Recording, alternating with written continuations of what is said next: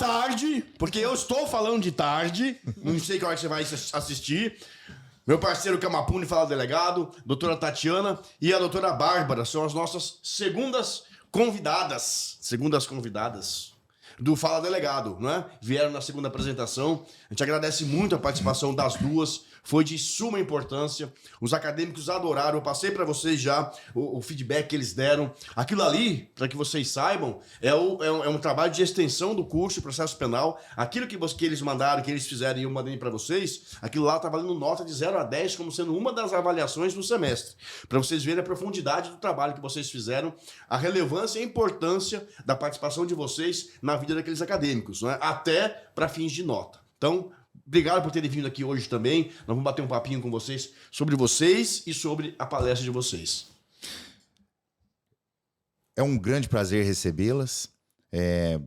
Foi uma excelente palestra a de vocês, trazendo aí essa comparação da polícia da França, a polícia da Espanha, a polícia do Brasil. A gente sabe das diferenças que existem, as diferenças culturais, as diferenças estruturais, né? E, claro, nós precisamos sempre buscar o que tem de melhor, né? As boas práticas das outras polícias, dos outros países, e trazer para a gente. A doutora Tatiana Zinger esteve na Espanha, participando do curso de formação policial, não é isso? Isso. Lá da Espanha. E a doutora Bárbara Alves esteve na França, e participando também do curso de formação da Polícia Francesa, e está aqui para nos trazer um pouco a respeito da vida, a respeito, claro, acrescentar algo ali do que foi dito nas palestras. É um grande prazer recebê-las. Muito obrigada pelo convite. Para mim, acho que posso falar pela doutora Tatiana também, é um prazer estar aqui e poder contar um pouco dessa experiência incrível que a gente viveu, fazendo parte por um ano de uma outra polícia, de uma outra realidade. Eu sempre falo que a troca ela é muito importante, então, mesmo a gente ir no colega vizinho aqui, no estado vizinho é muito importante, e você ter a experiência em um outro país, e um país que está dentro da União Europeia, que a cooperação internacional é algo que já funciona de uma fluidez muito grande ali, é ainda mais enriquecedor e traz ainda mais experiências para o que a gente tem que copiar no Brasil, tendo em vista que nós somos um país federalizado e que ainda tem essa falta um pouco no quesito compartilhamento de informação, compartilhamento de dados e também de cooperação mesmo. Bom, boa tarde, doutor Camapun, doutor André, é um prazer estar aqui com vocês. Boa tarde, a minha amiga pessoal, Babi. Para mim é uma honra sempre estar junto com vocês e compartilhar, seja o que for, seja o que vocês quiserem. Tenho um carinho muito especial por todos vocês aqui. Essa experiência vivida foi algo único e foi um privilégio, eu digo assim, porque foi muita sorte também de poder ter vivenciado isso. A gente sabe que isso, na verdade, a gente deve muito também à gestão atual da Polícia Civil, que nos proporcionou essa possibilidade, porque não faz muito tempo, né? O Dr. Camapun foi um dos delegados que foi à Espanha, junto com o Dr. Sartori também, mas de toda a Polícia Civil nós somos os únicos 4 que fomos fazer curso no exterior.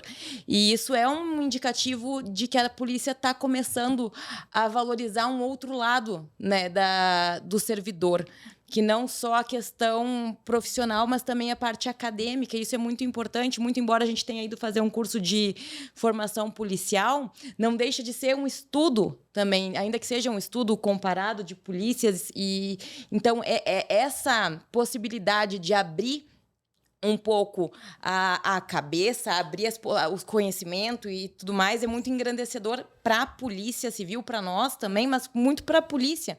E isso é graças à gestão que a gente tem atual que nos proporcionou essa possibilidade. Então, e foi um ano que eu realmente aprendi muita coisa.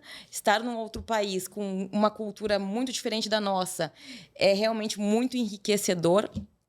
E foi um ano, eu brinco, mas é verdade, foi o melhor ano da minha vida. Então, assim, da questão tanto profissional quanto pessoal, foi um ano que me enriqueceu muito. E, bom, eu tentei compartilhar um pouco do que eu vivi na palestra, e hoje aqui, se a gente puder também, se eu puder passar alguma coisa, eu vou ficar feliz. Legal. Ô, Bárbara, fala um pouquinho então como é que foi sua experiência lá. Não é? O que é que você aprendeu? Não vou atender. O que é que você aprendeu? Não é? O que é que você pode falar pra gente aqui nesse tempo que a gente tem no podcast, pra gente poder transmitir pra todo mundo que tá assistindo. Agora não só pros acadêmicos, agora pro mundo inteiro, porque vai pra internet, né? Tá certo. Então, doutor, essa experiência minha é o seguinte: a França ela tem 2 escolas superiores de polícia e outras 8 escolas que eles chamam de escolas de polícia, que não são superiores. Por quê? Eles têm 3 níveis de policiais lá. Seriam como se fosse a junção da polícia militar com a polícia civil. Então, eles têm os praças que se formam nessas escolas, nessas 8 escolas nacionais que estão espalhadas pelas 6 pontas da França, 5 pontas da estrela da França, e eles têm as 2 escolas superiores. Uma delas fica a 100 quilômetros de Paris, que forma os oficiais, que estão no meio do caminho ali, e uma segunda escola superior, que fica em Lyon, na cidade de Lyon, que forma os comissários de polícia, que é o mais alto nível da Polícia Nacional Francesa. Eu fiz essa formação dentro dessa escola que forma os comissários, porque a equiparação do comissário é o delegado de polícia dentro da nossa estrutura no Brasil. Esse curso de formação teve 11 meses de duração, e a escola Saint-Cyr, ela tem uma parceria com a Universidade de Lyon 3. Então, nesse período, eu não fiz só o curso de formação, eu fiz um mestrado em Direito, que é o nome do mestrado, mestrado em Direito Penal e Sécurité Intérieure, que é segurança interior, que seria a nossa segurança pública. E, nesse mestrado, eu pude aprender bastante como funciona toda a estrutura da segurança pública na França, porque a França é um país que tem apenas 2 polícias de nível nacional. Então, todo o território francês, a segurança do território francês é feita por essas 2 polícias. A polícia Gendarmerie, que é uma polícia militarizada, que eles chamam de polícia militarizada, que atua nas cidades com até 20 mil habitantes, e a Polícia Nacional, que é a polícia civil deles, muito embora tenha todo o ritual de uma polícia militarizada, porque eles têm as patentes, eles têm os uniformes, etc. Eles fazem o policiamento nas cidades acima de 20 mil habitantes. Além disso, eles fazem também o policiamento de fronteira, então todo o controle de fronteira. Quando vocês estão indo para a França e forem passar pela imigração no aeroporto francês, aquela pessoa que vai atender vocês é um policial da Polícia Nacional Francesa. Então, eu pude aprender tanto essa estrutura, a nível de estrutura, quanto o Corpo de Bombeiros francês, como funciona, que também é vinculado ao Ministério do Interior. Um grupo específico criado, que aí tem as questões, as diferenças culturais de um país para o outro. A gente está pensando num país que está num continente que viveu 2 guerras mundiais. Eles criaram um departamento que era responsável por ir nos locais onde eram encontrados munições antigas e explosivos que foram deixados na época das guerras mundiais, principalmente da Segunda Guerra Mundial. Então, todos esses grupos, todos esses organismos, eles estão vinculados ao departamento, ao Ministério do Interior francês. Então, tudo isso a gente aprende o funcionamento disso eu aprendi o funcionamento disso no meu mestrado na Universidade de Lyon 3, e dentro da escola, como que eles trabalham a polícia. Tem 2 grandes grupos de atuação que são fundamentais. Deixa eu só fazer uma pergunta que eu fiquei aqui com dúvida. Então, as 2 polícias existentes fazem o ciclo completo. O que vai diferenciar é só a quantidade de habitantes, é isso? Exatamente. Então nunca tem conflito entre as 2. Não tem conflito de atribuição, porque numa mesma cidade não vai ter atribuição. O máximo que acontece, que aí tem a questão do dia a dia, né? Uma pessoa a Polícia Civil de Lyon, a Polícia Judiciária de Lyon, está investigando um caso, uma grande organização criminosa, que 2 ou 3 dos seus membros moram numa cidade de 20 mil habitantes, cuja a atribuição da Gendarmerie. E eles têm que ir lá fazer uma perquisição, que eles chamam de perquisição, que é o cumprimento de mandado de busca e apreensão. Nesse caso, eles vão acabar atuando dentro de uma cidade cuja atribuição não é deles. Então, o que eles fazem? O que a gente faz quando a gente vai em outro estado para fazer uma perquisição, para fazer cumprir um mandado de busca e apreensão. Passa uma ligação para o colega, fala, estamos indo para aí, muitas vezes em cima da hora, para compartimentar a informação, mas tem sempre esse tipo de camaradagem. Mas como eles fazem o ciclo completo, eles não vão ter esse problema de atribuição do dia a dia, não tem. Que nós temos aqui muitas vezes com a polícia militar, que acaba fazendo investigação, ou com a polícia civil, que acaba indo para a rua. Enfim, eles não têm esse tipo. E outra diferença importante que imagino que a Tati também viveu na Espanha é o fato de que nós temos 7 polícias só descritas na nossa Constituição Federal. Então, é muito difícil a gente... E se a gente for pensar em nível de organizações policiais, nós temos milhares, porque a gente tem... Cada estado tem a sua polícia civil, cada estado tem a sua polícia militar, então se a gente for pensar aí, a gente já tem 26 mais 27 Essa era de cada uma outra pergunta que eu ia te fazer. Essas duas polícias, elas são nacionais, elas são federais. Exatamente. Então, nos estados não tem cada um a sua como a nossa. Polícia Civil de Mato Grosso do Sul e de São Paulo, etc. Não tem isso. Não tem, porque a França é um país centralizado. Ela não, a Alemanha, por exemplo, é um país federalizado, como o Brasil é. A França não. A França é um país centralizado. Então, como que isso acontece em termos de concentração, de organização política?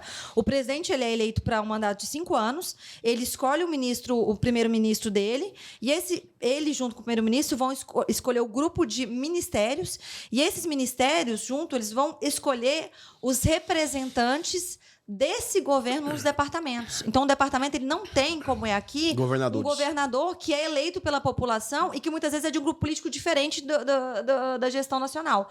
Lá, não. Então, ele distribui, são 94 departamentos dentro da França, mais 5 departamentos de outro mar, que eles chamam, que são departamentos que fazem parte do território francês, mas fora do continente europeu. Nós temos Guadalupe, nós temos a Martinica, nós temos a Reunião. São 5 países, são 5 territórios franceses fora, né, da União Europeia, e cada um deles tem um representante, que é que eles chamam de prefeito, o prefet, e esse prefeito ele é o chefe de polícia dentro de cada departamento. E aí, a estrutura da Polícia Nacional é como se fossem as regionais nossas. Eu faço uma equiparação, porque aí, cada regional nossa, a gente tem um delegado regional. Lá, cada departamento tem o diretor do departamento, o DDSP. E esse diretor, que vai trabalhar diretamente vinculado ao prefeito, que é quem representa o Estado, e aí eles tentam fazer uma separação, principalmente no que tange à polícia judiciária, para não haver uma interferência nas investigações, ele vai controlar. E 2 grandes grupos, qual que é o funcionamento dentro da Polícia Nacional? O que eles valorizam muito no trabalho deles? Primeiro ponto, polícia judiciária, a investigação. Então, como que eles fazem isso? Primeiro, a criação do que eles chamam de logiciel, que são softwares, que são softwares criados pelo Estado, a maioria deles, não todos, mas a maioria deles.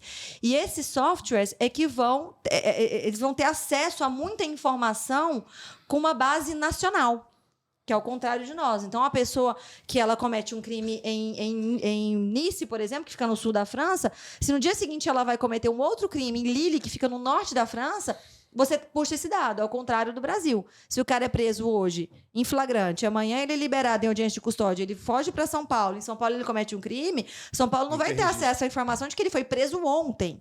Né? A gente tem essa dificuldade, tanto em nível também de judiciário. Lá não, lá está tudo nesses sistemas, o que facilita também o trabalho da Polícia Judiciária. E um outro ponto muito importante da atuação da Polícia Nacional, também da Gendarmerie, principalmente da Polícia Nacional, é o que eles chamam de ordem pública. A França, a gente brinca que o esporte nacional francês é a manifestação e a greve. Eles têm muita manifestação. Então, eles têm toda uma estrutura de como controlar essa manifestação para que ela não fique agressiva ou como fazer uma contenção das manifestações. E nesse período eu tive um azar e sorte, o azar porque a gente nunca vai ficar feliz com manifestação, né? Não com manifestação, a gente fica feliz com as pessoas manifestando do jeito delas. Mas quando a manifestação se extravasa e vira uma questão de polícia, isso é complicado, e a gente viveu isso na França agora por conta da reforma da Previdência. Nesse ano que eu estive lá, eles passaram uma reforma da Previdência, aumentando o tempo de aposentadoria para 62 anos, e a França foi toda para a rua se manifestar. Em alguns lugares, eu estava fazendo estágio em Nice, lá não teve nenhum tipo de briga, foi uma manifestação muito bacana, pacífica, das pessoas pedindo o direito delas, inclusive os policiais que também sofreriam com essa alteração na legislação, mas nós tivemos cidades como Nantes, como próprio Lyon, que tiveram manifestações extremamente violentas, não só violentas do ponto de vista de depredação de órgãos e de delegacias de polícia, de órgãos públicos, como também violentas de lesionarem policiais, lesionarem manifestantes e tudo mais. E tudo isso é um outro ponto. Então, grande parte do meu ano de formação lá foi focado tanto nessa questão de análise de ordem pública, quanto nessa questão da investigação policial. O chefe de polícia lá, o comissário, ele tem legitimidade para postular em juízo como nós, delegados de polícia? Não tem. Outro ponto muito interessante, doutor, é que lá o trabalho do comissário de polícia ele é eminentemente administrativo. Não administrativo, de gestão de pessoas. Então, outra coisa que se estuda muito uma carga horária altíssima, inclusive, desse meu 1 ano de formação lá, é o management. Porque tanto que a gente fazia simulação de reuniões para motivar um policial que não está motivado, para organizar uma carga horária que um policial teve que tirar a licença, que você está com déficit de pessoas. Essa é a gestão. Por que é isso? Porque o trabalho da polícia judiciária, é claro, que que eles chamam de PG, que faz a parte de investigação de organização criminosa, de terrorismo. Tem até um filme que eu recomendei na palestra, que é o filme November, que conta a história de toda a investigação dos atentados do Bataclan, no ano de 2015, que foi um dos piores atentados o pior atentado que a França viveu em sua história, que morreram só dentro do Bataclan 84 pessoas, fora 120 mortos em Paris, nessa noite do dia 13 para o dia 14, dia 15, né? Um delegado de polícia, é um comissário que está à frente dessas investigações. Só que quem faz a investigação é o que eles chamam de oficial de polícia. Esse oficial, o delegado, quando ele se forma, o comissário, ele já se forma oficial, então é nato do cargo dele ele ter o poder de investigar. O oficial, né, já o oficial mesmo, né, o comandante, ele também, e o guardião da paz, que seriam os praças, eles têm que fazer uma formação longa. Então, além da formação que eles passam, que é de 1 ano, eles passam por uma segunda formação de quase 1 ano para poderem, que eles vão estudar só polícia judiciária para poderem virar investigador. Só que eles atuam de lado a lado com o procuror, que eles chamam de procuror, que é o promotor de justiça. E aí, o que eles precisam, nos casos de investigação que não estão em situação flagrancial, eles vão passar para esse procuror, que o procuror vai fazer o pedido para o juiz. Só que um ponto interessantíssimo da investigação na França é que a situação flagrancial na França, ao contrário do Brasil, porque no Brasil a situação flagrancial é a pessoa está naqueles 4 circunstâncias, eu vou fazer a detenção, a prisão dela em flagrante delito. Na França, analisa-se se o crime é flagrancial e não se o autor é flagrancial. E aí, quando o crime é flagrancial, eu não preciso pedir autorização para o juiz pelo prazo de 8 dias, com mais 8 dias. Então, vamos supor que a gente recebe a ligação agora de uma pessoa que morreu do outro lado da rua e a gente vai fazer essa investigação. Aquele crime é flagrante porque aquele crime acabou de ser cometido. Eu não sei quem é o autor. A autoria é desconhecida. Mas como aquele crime está em situação flagrancial, eu começo a minha investigação. Se daqui 3 dias eu chego à conclusão de que o Joãozinho da Silva é o responsável, eu posso entrar na casa dele e fazer uma busca e apreensão sem autorização judicial, porque eu já estou imbuído dessa autorização judicial pela situação flagrancial que eu estou vivendo. Então, eu posso fazer uma busca e apreensão, eu posso fazer a detenção dele depois de 4, 5 dias, sem o menor problema, porque o crime está em situação flagrancial. Eu posso fazer uma interceptação telefônica, eu posso colocar uma escuta ambiental sem autorização do juiz. Mas tem algum prazo de dias para isso ou não? São 8 dias, desde que estejam sendo feitos atos investigatórios todos os dias. Igual ao nosso flagrante. Mas assim, o nosso flagrante é a situação do flagrante, para você entender se é que não pode ser ininterrupto.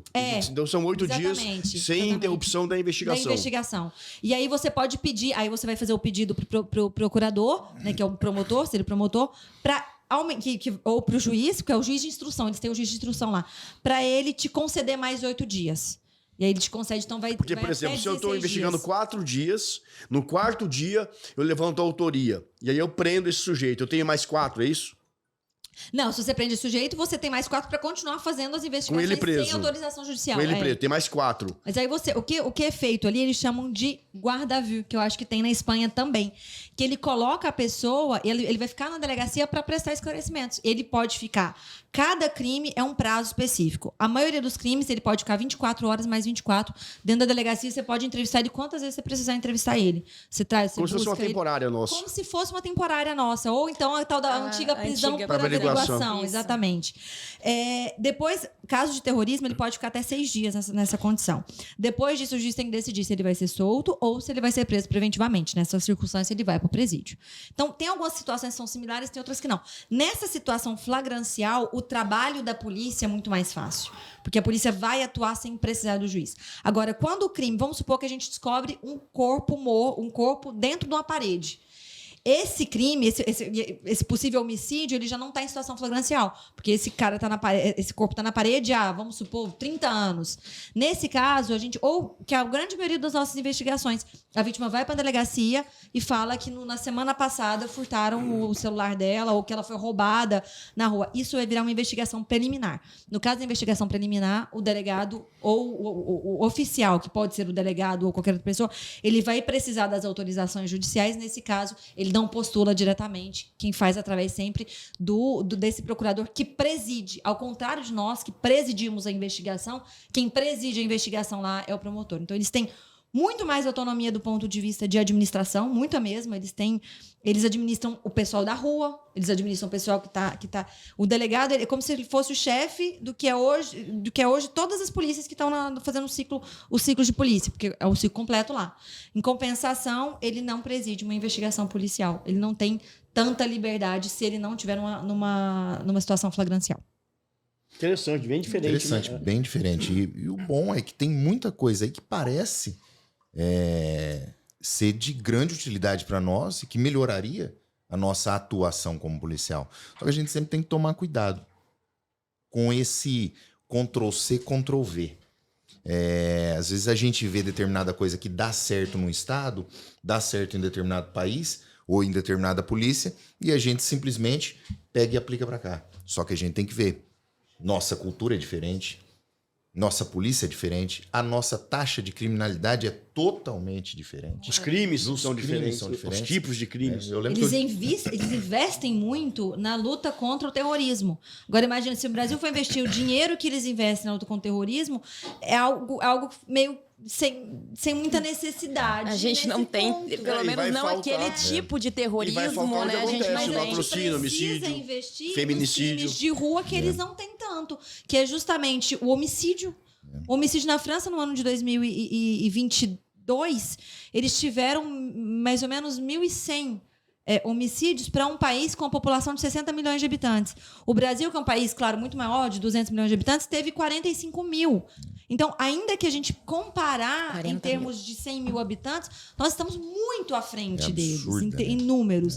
E nesse ponto, é o que comentamos na palestra, imagino que Tati vai também falar sobre isso quando ela for responder, nós fazemos muito com o que a gente tem. E se a gente tivesse esses sistemas, muitas vezes, esses softwares que eles têm, a gente ia estar voando na velocidade da luz. Porque a gente faz muito bem o nosso serviço com as ferramentas que a gente tem e com a legislação e com esses entraves da falta de uma unificação de dados, a falta de uma ausência de uma cooperação mais forte entre os estados, entre a Polícia Federal, entre as polícias civis e militar. É que o Brasil é um país muito grande, né?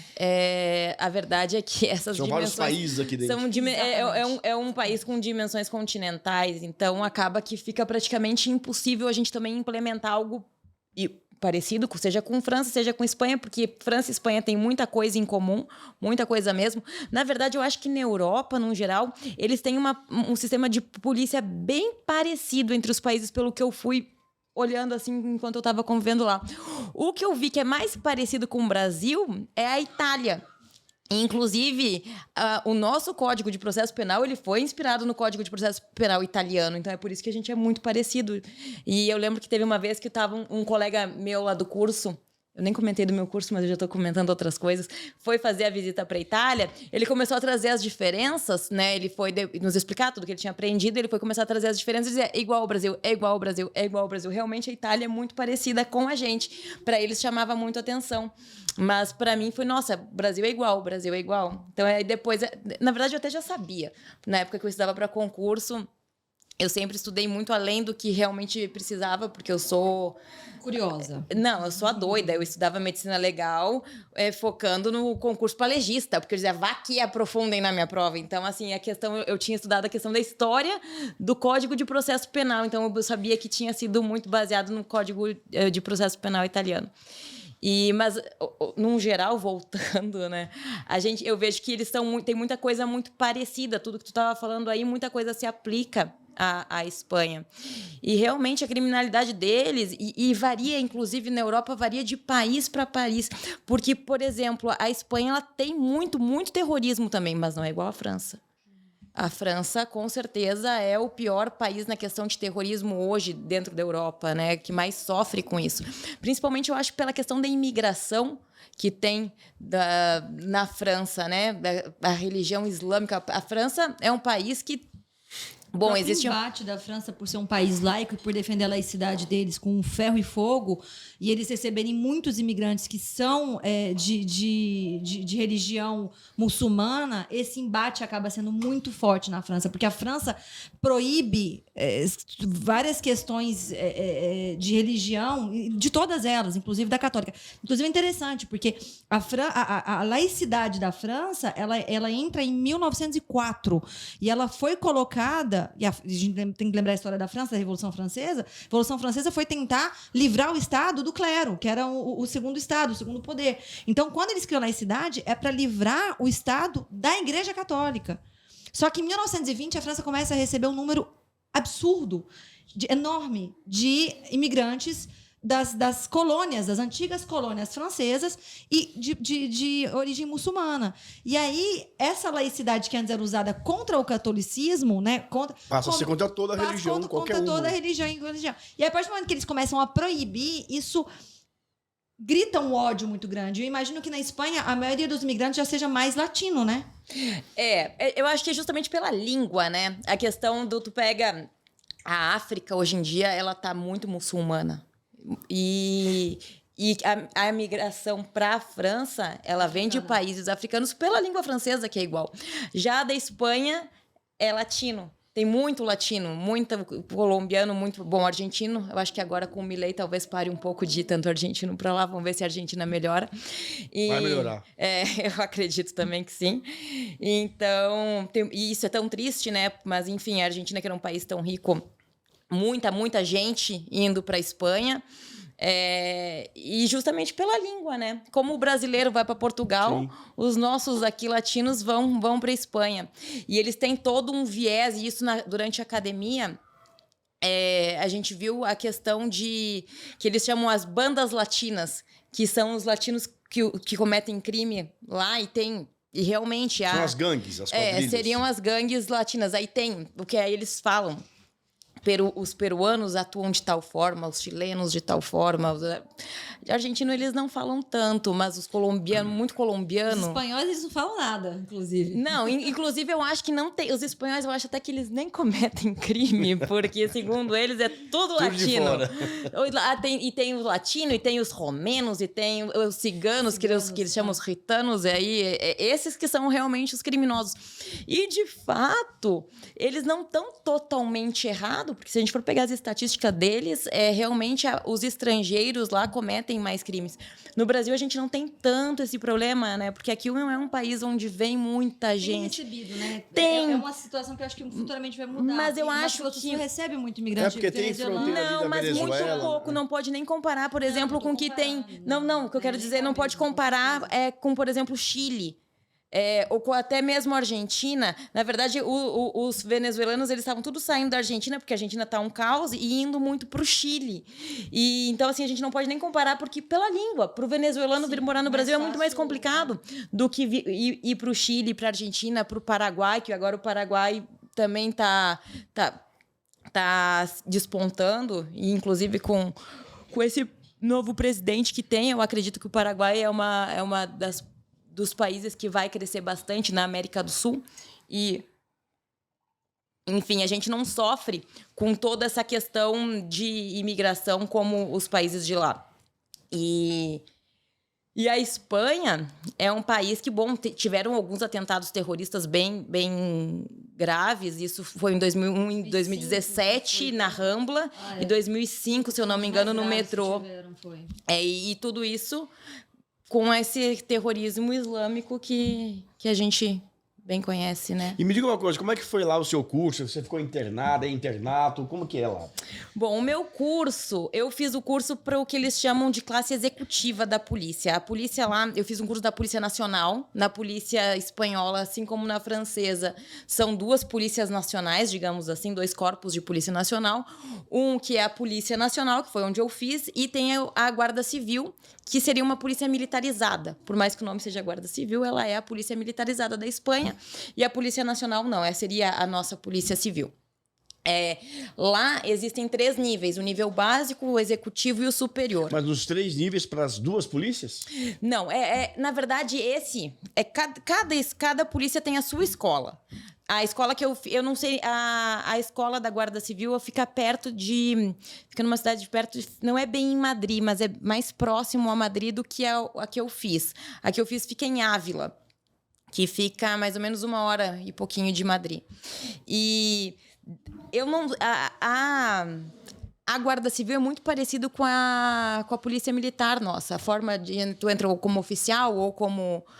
Praça? Como praça e assim vai. Militarizados também, não são? A Guarda Civil? A Guarda Civil é militarizada. A Guarda Civil Mas lá igual eles a fazem polícia... o ciclo completo ou cada um faz uma parte igual a gente? É igual à França. Ciclo completo. Muda também a questão de cidades, né? Se eu não por me... habitantes? É, também? 50 mil. 50 mil entendi. habitantes é Polícia Nacional.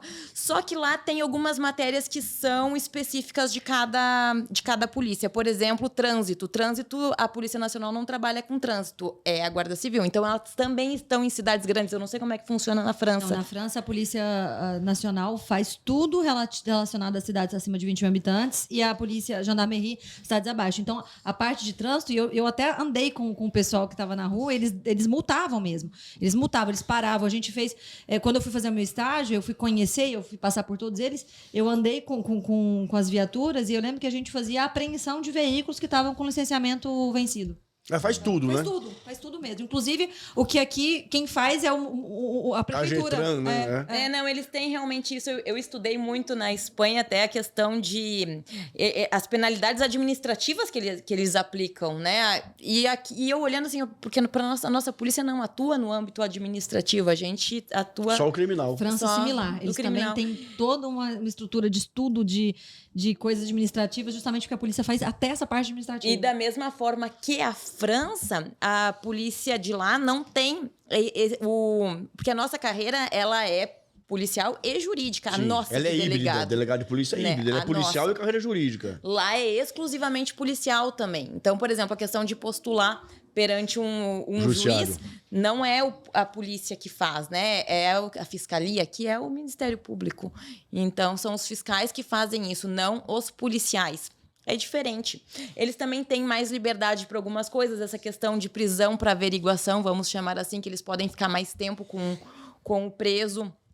Se eu não me engano, são Sem 5... decisão judicial? Sem decisão judicial. Mas quem decide é a polícia ou é o Ministério Público? É a polícia. A polícia mesmo. Ela fica com ele, eu acho que, se eu não me engano, são até 5 dias, e aí depois passa para o fiscal e aí seguem os trâmites. Mas a gente não tem isso. Eles têm algumas coisas que são... digamos que do ponto de vista de garantia pro réu, algumas coisas ali eu acho que eles têm menos garantias do que a gente. Eu acho que a gente tem um sistema um pouco mais garantista do que a Espanha, nesse ponto de vista de investigação. Mas funciona bem lá. Lá a polícia lá tem uma estrutura muito boa, muito boa.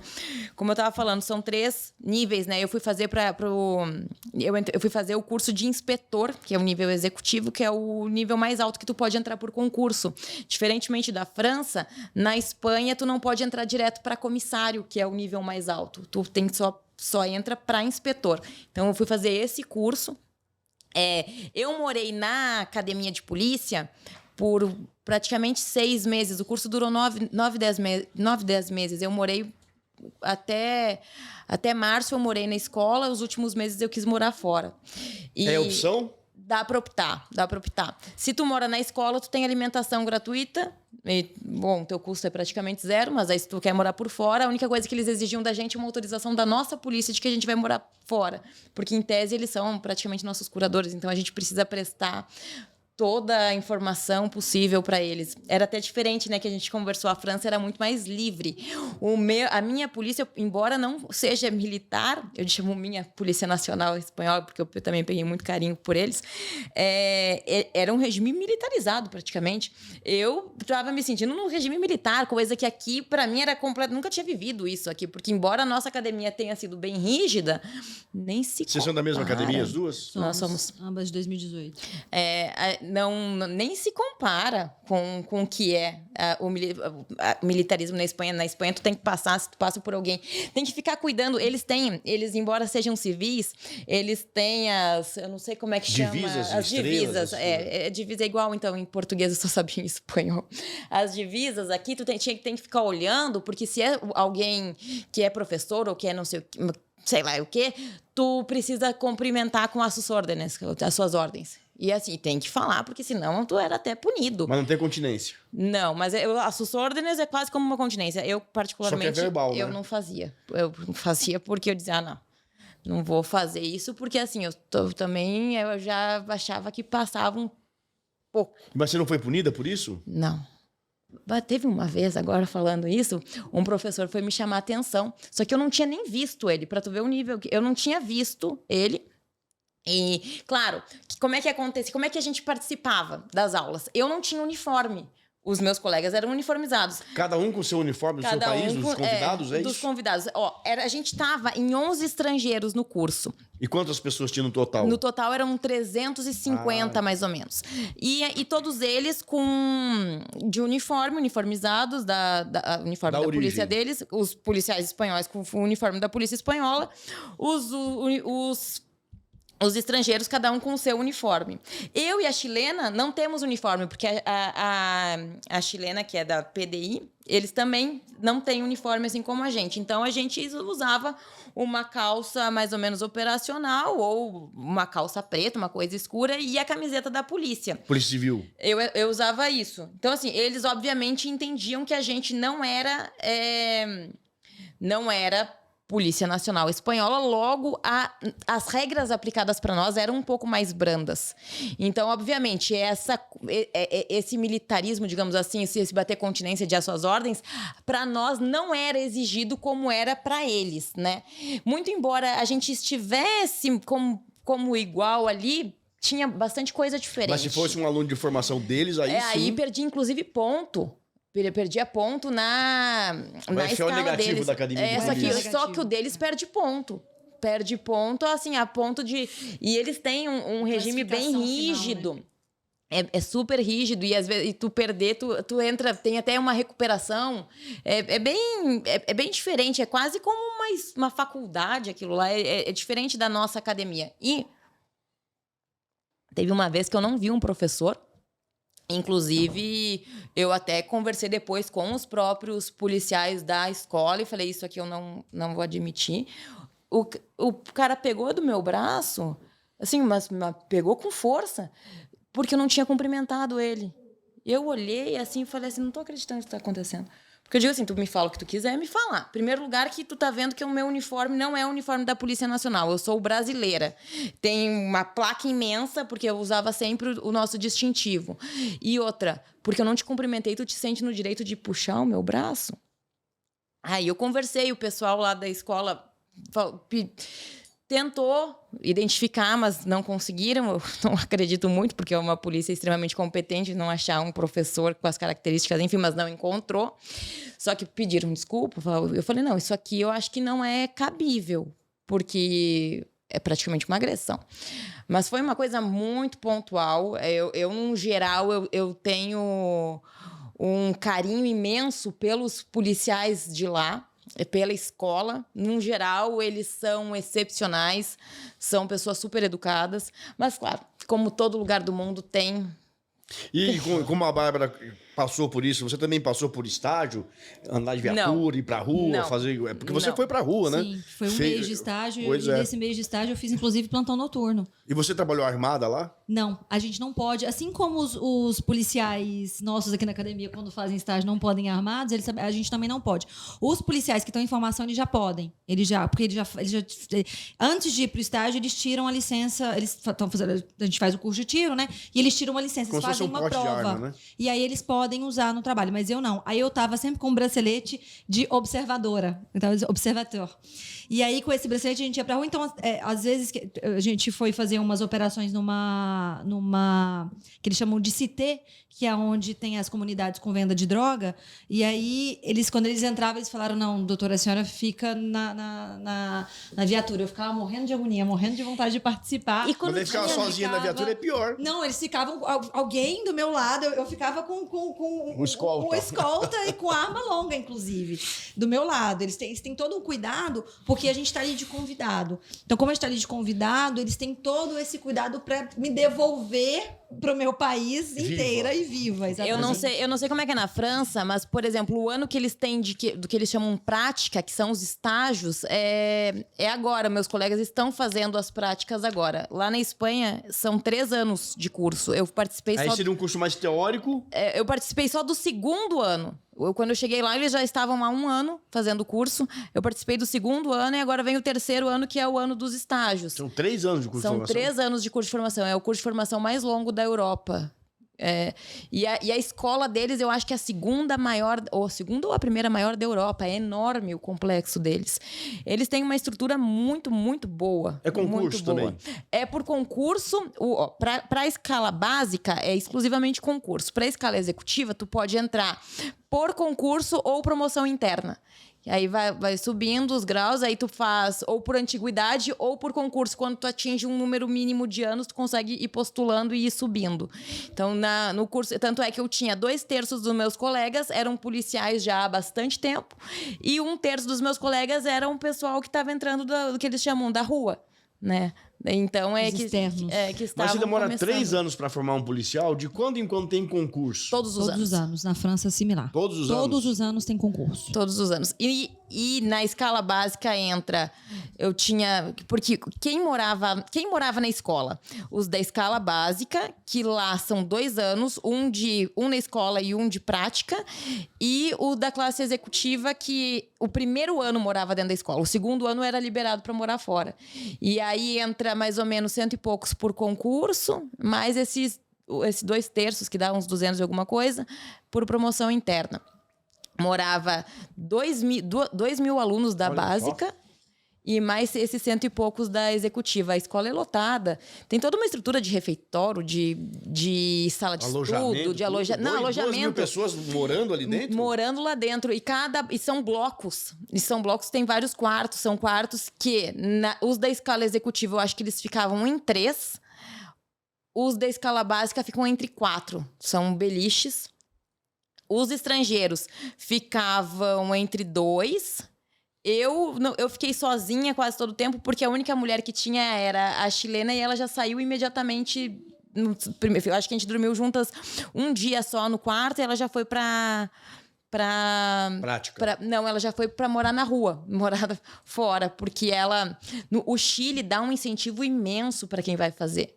Então ela ganhava, não sei Diária, como se fosse uma diária. Né? eu acho que se a gente fosse falar em dólares, eu não sei, eu posso estar inventando aqui, mas era algo em torno de 2, 3 mil dólares a mais, assim, exclusivamente por estar fazendo o curso. Então, tu consegue... Porque lá é muito mais caro, né? Inclusive, quando eu pensei, será que eu moro fora? Será que eu não moro fora? Aí eu digo, vou tentar morar aqui para ver como é que eu me sinto, porque qualquer aluguel lá tu vai pagar pelo menos 600 euros, mais ou menos. Então, assim, se eu conseguir não gastar isso, melhor. Porque eu fui paga, mas eu não tinha. Tu tinha bolsa, né, lá? Eu tinha uma bolsa. Eu não tinha. Paga por quem? É o seguinte, a França é convida por meio do Campus France. O Campus France é um departamento que faz parte do Ministério da Educação, de incentivo a trazer policiais, não, desculpa, trazer estudantes para estudarem na França. Então, todo estudante que vai para a França fazer qualquer formação vai passar pelo Campus France. Eu, a primeira vez que eu morei na França, eu falo francês porque eu já fiz intercâmbio lá antes, eu também fui pelo Campus France. Dessa vez, similar. Então, quando você é convidado para... Convidado não, porque é um concurso, né? Eu passei num concurso feito aqui no Brasil, eu concorri com 20 delegados do país inteiro, para uma final com 3 delegados. Aí você recebe uma bolsa de 900 euros. Então, além do pagamento do meu salário, eu tinha uma bolsa de 900 euros. Só que, ao contrário da Tatiana, eu posso morar fora, só que eles desincentivam você a morar fora da escola. E, então, assim, nós éramos um grupo, os delegados de polícia passam uma média de 60 por ano, todos os anos tem concurso para as 3 entradas. Para os praças, os guardiões da paz, para os oficiais e para os delegados. Os praças passam na linha de centenas, de milhares, acho que mais 2, 3 mil por ano. Os oficiais é uma base de 300, mais ou menos, por ano. E comissários, uma base de 30 externos, que são pessoas que terminaram a formação, a graduação, o Bac plus 5, que eles chamam lá, que seria o mestrado deles, mas que dura só 5 anos, e 30 que passam num concurso interno. É um concurso tão difícil oficiais quanto, que viram comissários. mas só podem ser feitos por policiais, então a concorrência acaba sendo um pouco reduzida. Todos eles, que são 70 pessoas, moram dentro da escola também. Todo mundo mora lá. Só não mora lá, normalmente, quem é de Lyon e tem família em Lyon. Mas eles desincentivam você a morar. Mas, ao contrário da Tatiana, o curso é extremamente livre, assim, muito, muito mais tranquilo do que a nossa formação aqui. Então, lá, assim, você tem liberdade, terminou a aula, você pode sair, você pode... A única coisa que eu tinha que fazer, e era por eu ser estrangeira e não por eu estar numa formação, era informar quando eu fosse me ausentar da cidade. Só para eles saberem. Mas você podia sair da escola de polícia tranquilamente? A hora que eu quisesse, e quando eu fosse... Eu podia viajar também quando eu quisesse, só que quando eu ia viajar, não quando eu quisesse, eu não podia matar a aula, isso era óbvio. Para eu me ausentar do curso, eu tinha que fazer um pedido de autorização. Eu fiz uma vez para buscar minha mãe no aeroporto, quando ela foi me visitar, e ela foi me visitar um dia antes das minhas férias, eu pedi autorização e eles sempre davam. Mas aí você não perdeu aula? Era final de semana? Não, era uma sexta-feira. Eu perdi a aula do período da tarde. O voo da minha mãe chegava à tarde, eu perdi essa aula. Então, aí nesse caso, tenho que fazer um pedido de autorização. Se não, quando eu vou viajar, eu só tenho que informar para onde que eu estou indo. Aí, como na França dá uma semana de férias a cada mudança de estação. Então, em outubro, que é as férias de outono, dezembro, as férias de virada de ano, fevereiro, as férias de esqui, que eles chamam, que é as férias do inverno, e abril, que é as férias de primavera, e julho, que é... mas tem férias o tempo inteiro.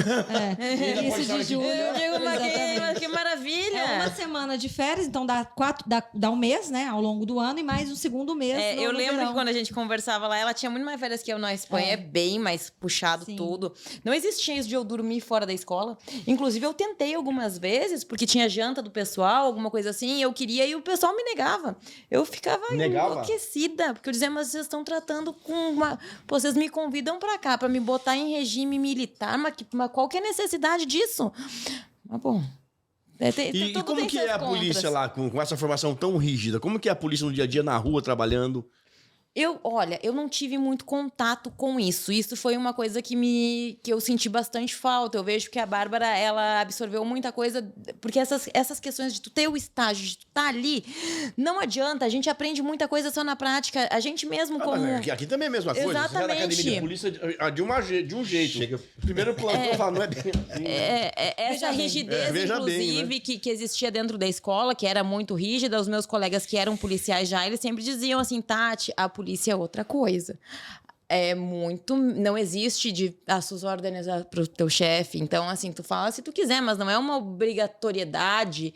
Não vai ser punido se não fizer. Não, é uma coisa muito mais tranquila. Então, E eu, infelizmente, eu não consegui ter acesso a isso. Eu até fui a uma delegacia lá, inclusive até ia te perguntar isso, porque eu fui na delegacia o dia que teve uma palestra sobre inteligência policial, porque eles não compartilharam com a gente. A gente tinha aulas, várias aulas de que eles chamam de renseignement, que é a inteligência policial. Dessas aulas, a gente pôde assistir a que falava sobre, que é um problema muito grande na França, que eu não sabia, briga de gangues dentro de estádios. Eles têm isso demais, não é um problema só brasileiro, eles têm isso muito. Essa aula a gente pôde assistir. Na Inglaterra tem mais. Sim. Hooligans. A gente pôde assistir essa aula, a gente pôde assistir aula sobre a intensificação dos cultos, daquela questão das religiões acabarem muito bitolando as pessoas e aí acabar virando fanatismo religioso. Obrigada, eu estava esquecendo essa palavra. Sobre fanatismo religioso, sobre os departamentos, como era o funcionamento dos departamentos, e mais 2 ou 3 aulas só. Então, todas as vezes que tinha aula, os estrangeiros eram dispensados. Eles compartimentavam para a gente não saber o que é interessante, para a gente não saber o que eles tinham de dados, tecnologia, de inteligência. De tecnologia. Só que aí a gente foi, eu e minha colega brasileira que estava na escola de oficial, na prática, quando a gente foi para o estágio, a gente acabou descobrindo que eles tinham, porque os colegas passavam para a gente a informação. Mas na sala de aula, isso não é permitido. Então, a gente era gentilmente convidado a não participar das aulas de inteligência. Eu fui conhecer a delegacia o dia que teve essa palestra. E eu acabei não conhecendo essa parte deles, aí ficou realmente compartimentado. E como que é a estrutura deles lá, da delegacia lá? É um prédio bom, um prédio recebe bem as pessoas, tem estrutura de acolhimento? Como Olha, a lá? delegacia que eu fui lá foi da cidade de Ávila, que é uma cidade que tem 50 mil habitantes, eu acho que não sei nem se tem tudo isso, e é a cidade mais segura da Espanha, considerada a cidade mais segura da Espanha. Eu fiquei impressionada, porque eles deviam ter, não sei, como 30 viaturas descaracterizadas, um monte de viatura caracterizada, tudo carro novo, uma estrutura de computador. O prédio era bacana. A questão até de, por exemplo, parecia que tu... sensor de metais, aqui como é que é? Detector de metais, portal, na hora de né? tu entrar na delegacia, tu tem que passar pelo detector de metais. Tudo isso é super bem estruturado. E eu não sei exatamente que tanto... E um monte de policial. Não sei te dizer quantos, mas tinha bastante policial. E eu até ficava pensando... E eles têm uns turnos também. Eu dizia assim, pô, mas vocês não trabalham, né? Porque eles têm uns turnos de... Eles entram às 9 da manhã, às 2 da tarde eles vão embora. Porque tem bastante gente. E aí eles fazem depois das 2 da tarde, eu acho que até às 10 da noite. Uma coisa assim. Aí tem os que entram à noite e aí viram. Aí tem uns que trabalham todos... Aí tem... Quando os plantões deles 2 dias de manhã, 2 dias de tarde, 2 dias de noite, folgam 6 dias. E assim, eles trabalham bem menos que a gente, mas bem menos que a gente. Tem mais pessoas, né? E outra, não tem nenhum décimo da quantidade de crime que a gente tem aqui. Então, mas tem que fechar o tempo, de qualquer maneira tem que ter alguém lá, né? Eles têm o tempo sim, mas a questão de... Não, a criminalidade lá é baixíssima, tu pega... A Espanha é um país que deve ter 40 e poucos milhões de habitantes... Teve, no ano passado, 300 e pouquinhos homicídios, dentre 50 feminicídios. Então, se mata muito pouco, se rouba muito pouco, se furta muito pouco. Tu anda na Espanha com muita tranquilidade, mas olha, a hora que for da noite, isso acaba que é qualidade de vida, né? Eu acho que isso da Europa, que talvez o que eu mais sinto falta é justamente essa questão de tu estar na rua com muita segurança. Eu acho que, não sei se na França é tão seguro quanto na Espanha. Depende de onde você tá. Em Paris, eu sempre me senti muito, muito angustiada de andar sozinha em Paris. Nunca gostei. Agora, na cidade que eu morava... Por questões de violência? Por questão de violência. Paris é uma cidade que tem muito estupro. Muito estupro. É mesmo? Muito. E tem muito... É cultural isso? E assim, pra quem tá indo pra Paris, vai andar de metrô, cuidado com os pickpockets. Eles furtam mesmo... Batedor de carteira. Batedor de carteirinha, eles têm demais. Cortar a bolsa. E o meu medo mesmo, principalmente das cidades que eu ficava, era essa questão dos estupros mesmo. Agora, a questão de estrutura, a França, a estrutura aqui, Paris é outra coisa, né, gente? Mas a Nice, que é uma cidade antiga, tinham 4 delegacias. A principal delas, que ficava dentro de uma antiga caserna.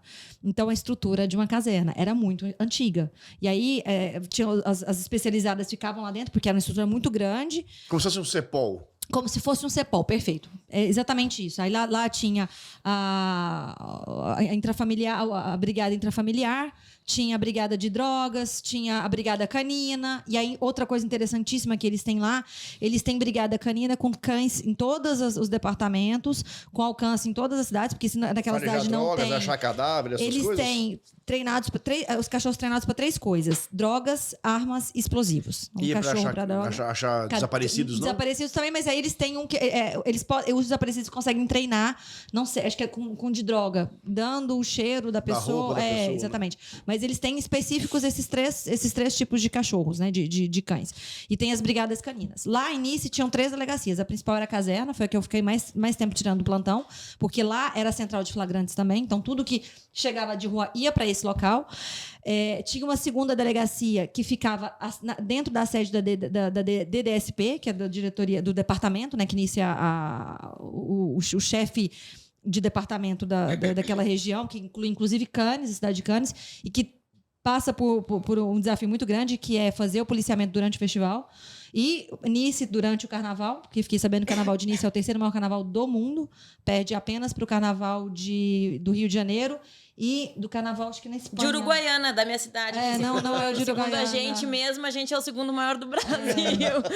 Mas não é o 3º maior, não é o É segundo a gente mesmo, Uruguaiana, é o nosso carnaval. Não é o 2º do mundo, é o outro. E eles têm, então, esses 2 desafios. Aí tem essa segunda delegacia e tem uma outra delegacia mais afastada, que fica justamente perto da zona de tráfico de drogas. As 3 delegacias fazem um atendimento ao público, todas elas têm registro de boletim de ocorrência.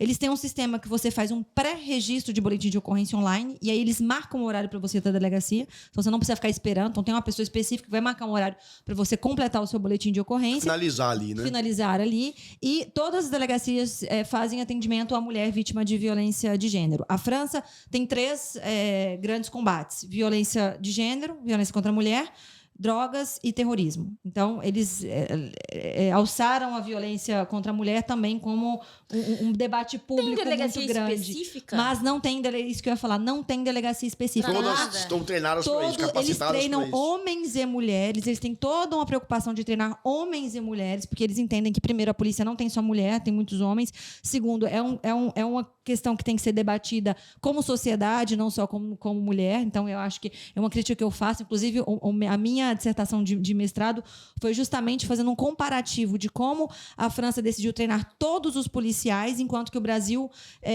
coloca só mulher. Evita colocar homens nesses locais. E aí a gente deixa o debate só focado na mulher, e aí vira um assunto de mulher só, né? Como se fosse um assunto de mulher, quando na verdade é um assunto social. A França é um número muito grande, porque se você pensar que em 2022 eles tiveram 1.100 homicídios, dos quais 122 foram feminicídios. Mais de 10%. Então, mais de 10%, exatamente. Então, eles têm, de fato, um número grande dentro da realidade deles, né? Isso é importante notar. Só que todo mundo faz o atendimento da mulher. As delegacias estão começando agora, de 6 anos para cá, então não são todas que têm, a colocar uma atendente psicossocial lá para fazer os encaminhamentos dessa mulher para os demais sistemas de apoio. Mas esse boletim de ocorrência é registrado em todas as delegacias. E quem vai tratar desse dossiê, quem vai investigar esse dossiê é a delegacia de atendimento intrafamiliar.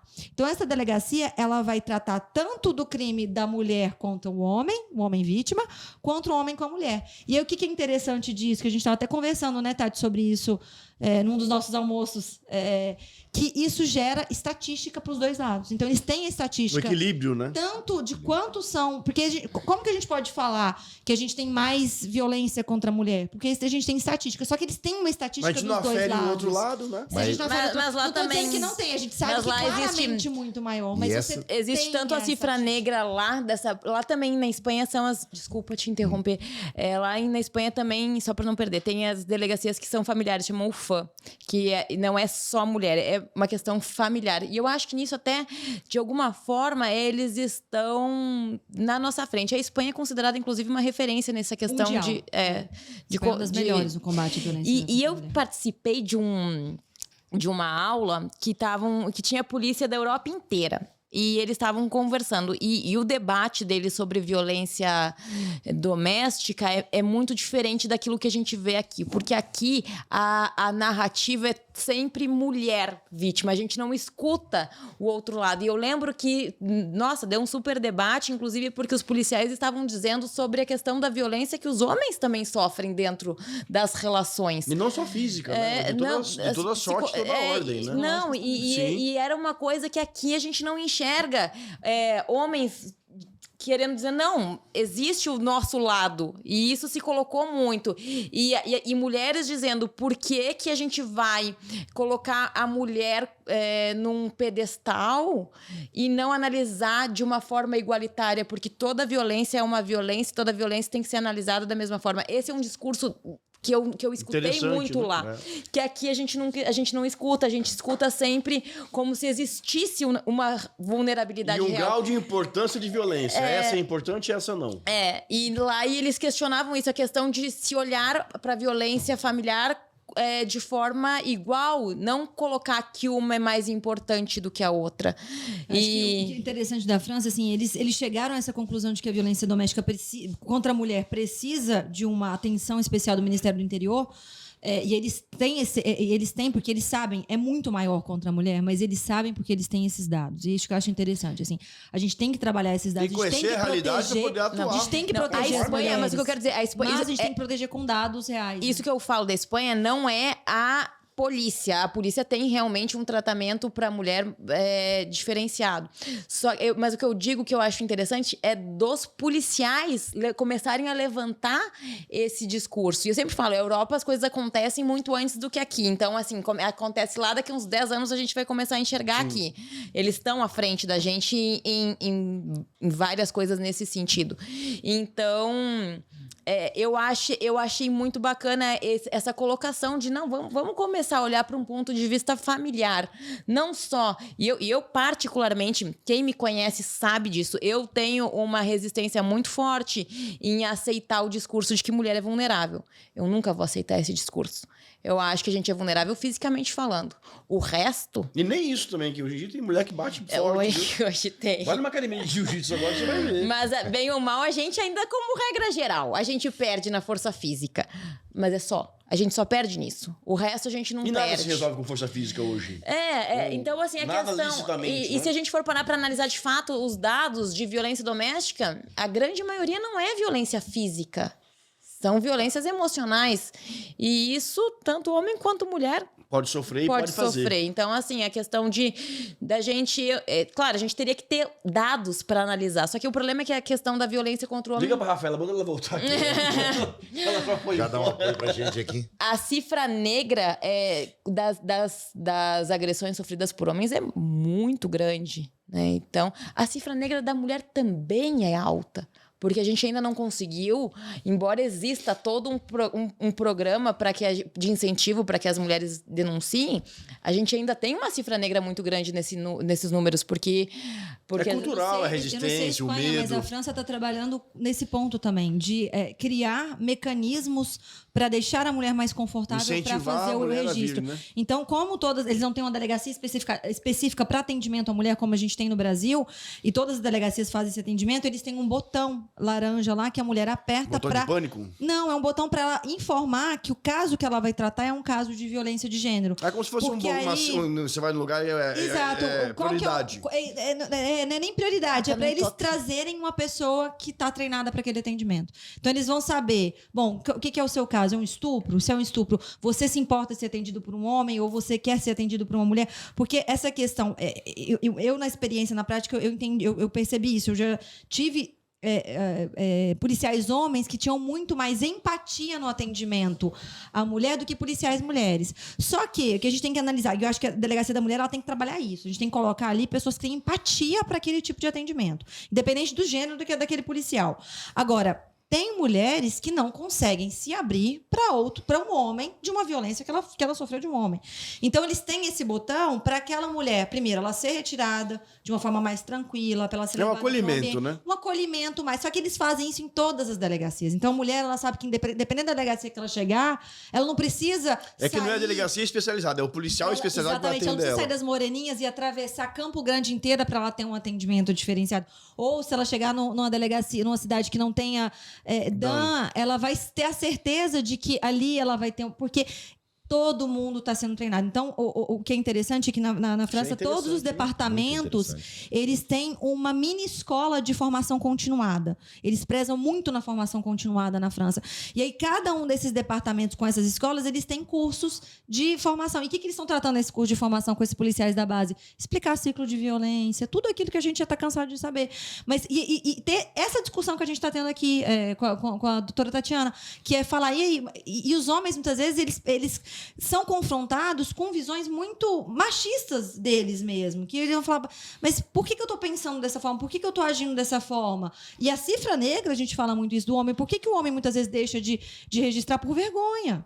Porque a sociedade machista, muitas vezes, inibe o homem a registrar uma violência. Como assim você apanhou da mulher? Como assim você apanhou da mulher? Como assim você foi estuprado? Como assim Se tiver uma câmera, o cara vira meme. O pessoal coloca uma musiquinha. A mulher, a gente aceita a violência da mulher, a gente protege a mulher que é gravada sendo violentada. O homem, a gente transforma em meme. É ridicularizado. Esses dias eu vi... Ai, não, desculpa, agora não. Não, só pra... E o duro é que a pessoa que traz esse discurso de que a gente tem que preocupar com esse tipo de violência também, ele não é levado a sério. Porque é aquela coisa, chega antes lá eles estão com essa preocupação. Então nós vamos começar a ter essa preocupação daqui uns 10, 15, 20 anos. Pois é. Assim como, por exemplo, a questão que acho que eu lembro de você comentar, Camargo, quando você voltou da Espanha, da questão das câmeras de monitoramento. Intimidade. A França ficou um ano e meio sem poder usar drone por falta de análise de qual que é o nível de invasão da privacidade e quando que eles podiam usar drone numa investigação, num controle de manifestação. Eles voltaram a poder usar agora. E eles têm toda uma estrutura, por exemplo, quanto tempo... Lá, esse discurso de policial ter que ter câmera ou não já se esgotou há muito tempo. Tem que ter câmera. O policial tem que andar com a câmera sim. Ele anda para proteção dele próprio, contra falsas denúncias de que ele... E aí, eles têm verdade, prazo. eles devem andar muito mais por denúncias de agressão deles, porque... Para se defenderem. Não, porque... Para se defenderem. Não. A França tem um viés de esquerda forte. A Espanha hoje a Espanha é parlamentarista. O primeiro-ministro ele é de esquerda. Inclusive ele perdeu as eleições esse ano, só que a oposição não ganhou maioria, então ele segue como primeiro-ministro. Inclusive, eu acho que todo mundo aqui deve ter visto a questão das manifestações na Espanha nesses últimos dias, por causa da anistia que ele queria dar para o pessoal da Catalunha. E justamente a Catalunha tentou se separar, e aí para ganhar apoio da Catalunha, ele está querendo anistiar para poder ter maioria para governar. Enfim, a esquerda, às vezes a gente olha essa questão das câmeras para proteção do policial. Não. Mas a Espanha... É para um abuso, um eventual abuso. A Espanha tem câmera? Eventual abuso. Eu acho que alguns têm. Porque essa discussão mas não na Europa já tá, não é só a França. Os países europeus já estão nesse ponto. E não é só câmera de policial. Assim, eles têm toda uma estrutura. Por exemplo, uma casa, a minha casa própria, eu posso ter uma câmera nela desde que eu filme tão somente a entrada na minha casa.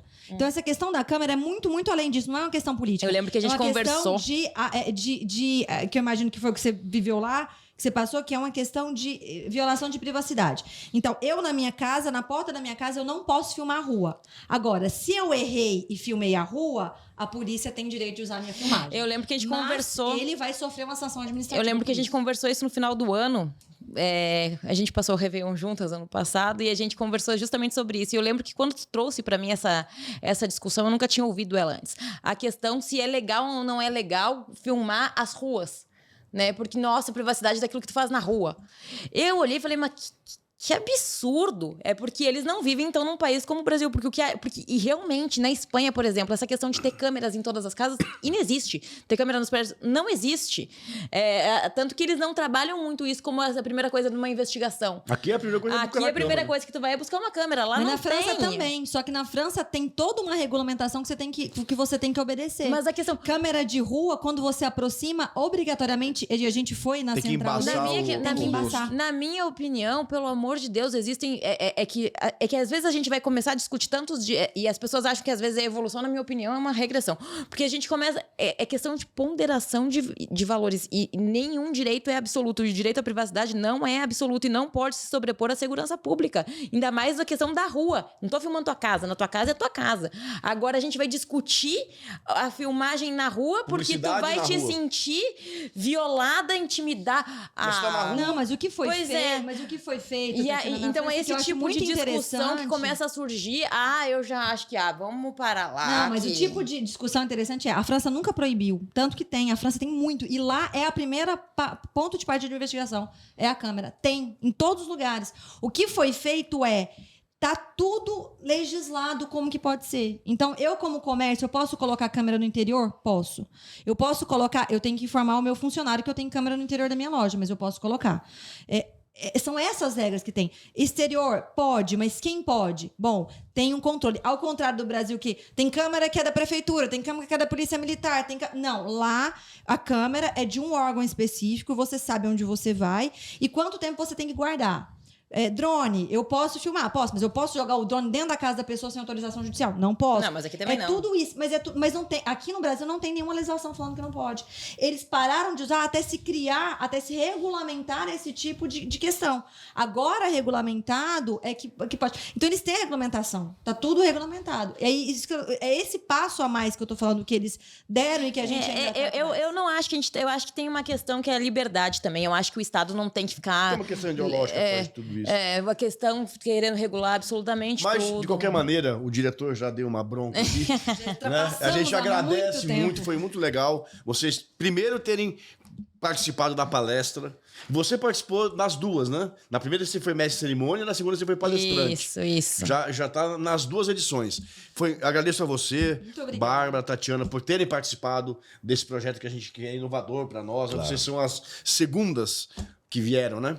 E por terem vindo aqui também hoje, né? Passaram a tarde aqui com a gente, conversando. Vocês podem ter certeza, eu que falei para os dois que saíram, vocês podem ter certeza, daqui a alguns anos vai chegar alguém para você e falar assim, eu sou delegado por sua causa, porque eu fui na tua palestra.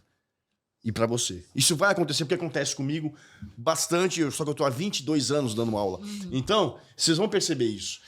A importância que vocês tiveram, vocês vão mensurar isso com o tempo. Eu passei para vocês o resultado do trabalho que eles fizeram. Aí vocês viram como eles levaram a sério aquilo.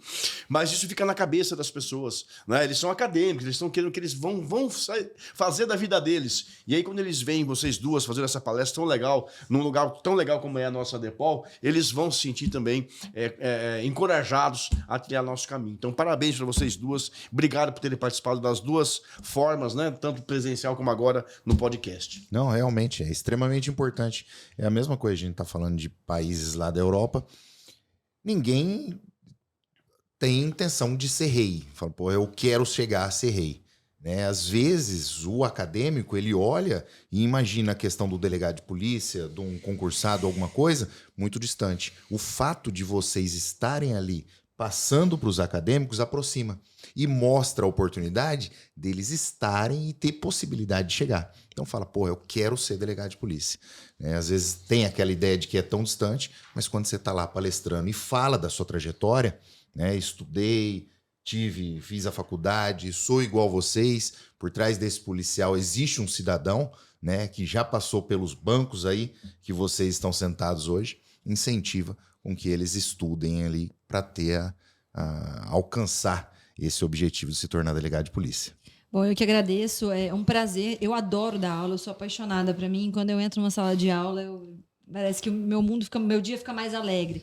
Então, eu agradeço e peço desculpa ao diretor, mas é que o papo estava tão agradável que não teve como a gente não ultrapassar o tempo permitido aí. Muito obrigada aos dois. E parabéns pelo projeto. Bom, parabéns também pelo projeto. Eu agradeço muito a oportunidade mais uma vez. É um prazer sempre. Também mando um abraço pro pessoal da Insted, que eu já dei aula eu dei 2 aulas lá e foi um prazer dar aula pro pessoal lá. É uma turma super interessada, a turma que eu ministrei a aula, foi muito bacana. Inclusive, eles estão indo na delegacia, alguns já foram, depois vai outro grupo para conhecer o trabalho. Eu tô plantonista na DEAN e eles pediram para ter essa possibilidade, eu cedi. Aí, semana passada, se eu não me engano, foram 3 ou 4 alunos, e agora parece que vai outro grupo, justamente para a gente mostrar como é que funciona, o dia a dia, né? O dia a dia. Então, foi muito bacana a experiência com eles. E, bom, muito bacana contar aqui com vocês também e poder contar a nossa experiência. Maravilha. Parabéns. Valeu, obrigado. Tati. Valeu. Tamo junto. Valeu. Valeu, gente. Até a próxima edição.